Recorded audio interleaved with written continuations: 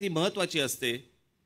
ही भाषा कशी टिकवली पाहिजे, कशा प्रकारे टिकवली पाहिजे, यावरचं एक भाषण मी त्यांचं ऐकलं होतं. आणि मी जावेद साहेबांना विनंती केली, की म्हटलं, सोनारांनी काच टोचावे लागतात. आमच्याकडे ॲटनबरोनी दाखवल्यानंतरच आम्हाला गांधी कळला. नाही तर आम्हाला महात्मा गांधी माहितीच नव्हते. आम्हाला माहिती होते, पण या सगळ्या याच्यामध्ये बाहेरून कोणीतरी दुसऱ्या माणसाने येऊन जर आपले समजा कान टोचले तर ते जास्ती लक्षात राहतं. आणि ही मराठी भाषा, ही अभिजात भाषा, ही कशा प्रकारे टिकवली पाहिजे. मराठी माणसं, मराठी साहित्यिक, मराठी प्रेमी सगळे अनेक जण सांगत आले, परंतु एक बाहेरचा माणूस येऊन, बाहेरच्या दुसरी भाषा बोलणारा एक माणूस येऊन आपल्याला सांगतो, आणि तो ही जावेद अख्तर साहेबांसारखा माणूस. मला असं वाटतं की त्यांनी येऊन ही गोष्ट आपल्याला आज ते सांगणार आहेत. आणि ती सगळ्यात महत्त्वाची गोष्ट आहे. आशाताईंचा मला फोन आला. मला म्हणाल्या, फार सुंदर वाक्य बोलल्या त्या. सहज बोलता बोलता मला म्हणाल्या की इतक्या मोठ्या राज, मला तुम्ही इतकं अडचणीत टाकलंय की इतक्या मोठ्या बागेतून एखादं फूल कसं वेचायचं, कसं निवडायचं. मला इतक्या कविता माहिती आहेत, इतकी गाणी गायलीत मी आजपर्यंत, की याच्यानंतर म्हणे मी एखादी कविता कशी काय म्हणायची, काय करायचं. म्हटलं तुम्ही तिथे या तर.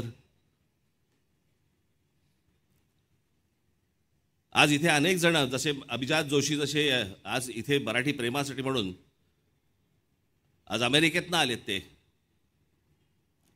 सोनालीजी इथे आल्या, त्या हैदराबादमध्ये होत्या, त्या आज तिथून तिथे आल्यात त्यांचं काम असताना. अनेक लोक या फक्त मराठीच्या प्रेमाखातर इकडे आलेत. आणि आपले संपादक आहेत इथे, विजय दर्डा साहेब आहेत, त्याच्यानंतर तुमचे राजू खांडेकर आहेत, पराग करंदीकर साहेब आहेत.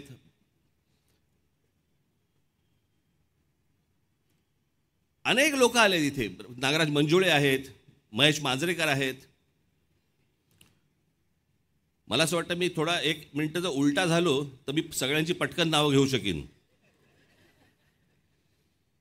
पण ही सगळीच मंडळी एका मराठी भाषेच्या प्रेमाखातर आज इकडे आलेली आहेत. कोणाचं नाव राहिलं असेल तर मला माफ करा. मी अगदी थोडक्यात आटपणार आहे, कारण वेळेचं बंधन आहे. प्रत्येकाला कविता म्हणायची आहे, प्रत्येकाला सांगायचं. आशुतोष गोवारीकर इकडे आलेत, त्यांच्या मुलाचं लग्न आहे, सगळं त्या लग्नामध्ये ते अडकलेले आहेत.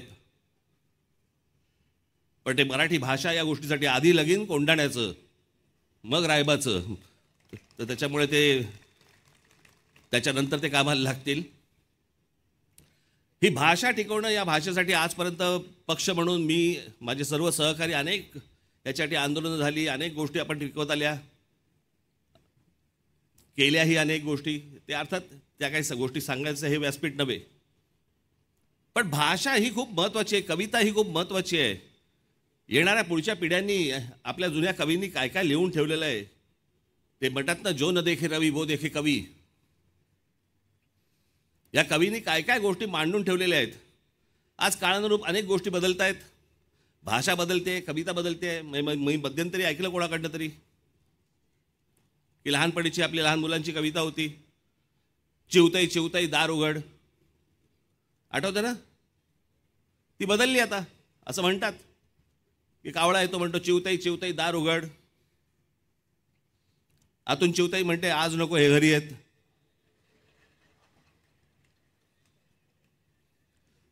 कविता बदलली आता, काय करणार त्याला आपण. आत्ताच्या काळातली चिवताई आहे ती. त्याच्यामुळे या सगळ्या कविता बदलत आल्या, परंतु जे जुन्या आपल्या सगळ्या कवींनी जे लिहून ठेवलं आहे हे खूप महत्त्वाचं आहे.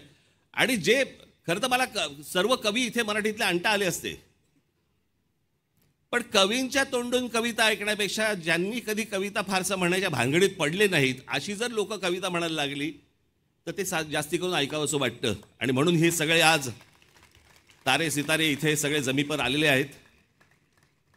मी सर्वांचे मनापासून मी आभार मानतो की आज आपण सगळेजण इकडे आलात.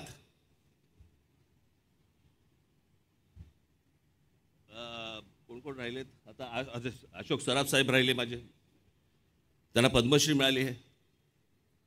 डायलॉग खूप बोललेत, कविता पहिल्यांदा म्हणणार आहेत.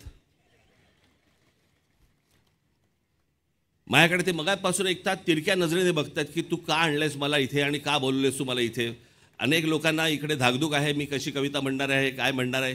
परंतु मला असं वाटतं की ही सगळी लोक ज्यांच्याकडे लोक अगदी ज्यांना आयडॉल म्हणून बघतात अशा लोकांनी ज्यावेळेला येऊन कविता म्हटल्या तर ते मला असं वाटतं पुढच्या पिढीसाठी खूप महत्त्वाचं आणि उपयुक्त ठरेल.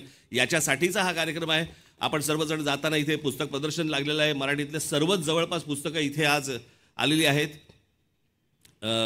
समोर आपल्यासमोर ठेवलेली आहेत. सगळे मराठी लोक आपापल्या मुलांना घेऊन मुलींना घेऊन इथे प्रदर्शनाला पण येतील अशी एक आशा अपेक्षा ठेवतो. आज या सर्व कार्यक्रमाला आपण सर्वजण आलात, आपण त्याबद्दल मी आपल्या सर्वांचे मी आभार मानतो. इथे सर्व जे माझे सहकारी आहेत त्यांचेही आभार मानतो की त्यांनी जे अहोरात्र कष्ट घेऊन या सगळ्या गोष्टी उभ्या केल्या, त्यांचेही आभार. धन्यवाद.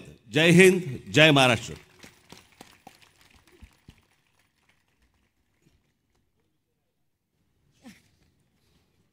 मूळ विषय राहिला. मीच कविता नाही म्हटली तर कसं होईल? ही कविता, याला कविता म्हणायचं, काव्य म्हणायचं, काय म्हणायचं मला कल्पना नाही. आता थोड्या वेळातच मला असं वाटतं इथे रितेश देशमुख येतील.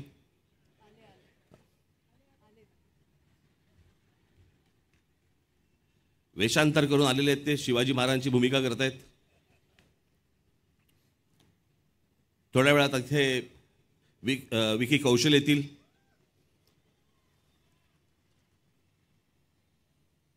म्हणजे दोघे ज्यांनी एकाने शिवाजी महाराजांची भूमिका केलेली आहे ते महेश मांजरेकर इकडे बसलेले आहेत, एक करणार आहेत ते इथे बसलेले आहेत, आणि संभाजीच्या भूमिकेतले विकी कौशल आता थोड्या वेळातच इकडे येणार आहेत.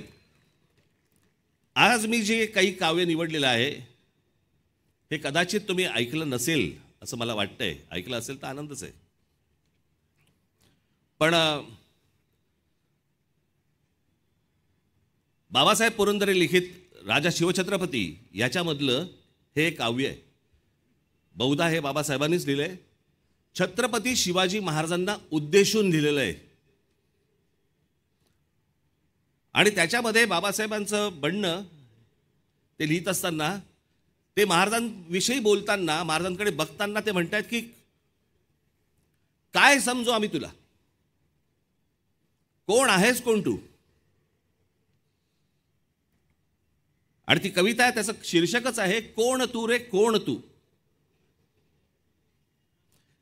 मी आपल्यासमोर सादर करतो की कोण तू रे कोण तू, कालिकेचे खडग तू की इंदिरेचे पद्म तू, जानकीचे अश्रू तू की उकळता लाव्हाच तू, खांडवातील आग तू की तांडवातील त्वेष तू, वाल्मिकीचा श्लोक तू की मंत्र गायत्रीच तू, भगीरथाचा पुत्र तू की रघुकुलाचे छत्र तू, मोहिनीची युक्ती तू की नंदिनीची शक्ती तू, अर्जुनाचा नेम तू की गोकुळींचे प्रेम तू, कौटिलाची आण तू की राघवांचा बाण तू, वैदिकाचा घोष तू की नीतीचा उद्घोष तू, शारदेचा शब्द तू की हिमगिरी निशब्द तू, की सतीचे वाण तू व मृत्यूला आव्हान तू, शंकराचा नेत्र तू की भैरवाचे अस्त्र तू, की ध्वजाचा रंग तू वा बुद्धीचा श्रंग तू, कर्मयोगी ज्ञान तू की ज्ञानियाचे ध्यान तू, चंडिकेचा क्रोध तू की गौतमाचा बोध तू, तापसीचा वेश तू की अग्नीचा आवेश तू, मय सभेतील शिल्प तू की नवसृष्टीचा संकल्प तू, द्रौपदीची हाक तू प्रलयंकराचा धाक तू, गीतेतला संदेश तू आणि क्रांतीचा आदेश तू, संस्कृतीचा मान तू आणि आमचा अभिमान तू. धन्यवाद.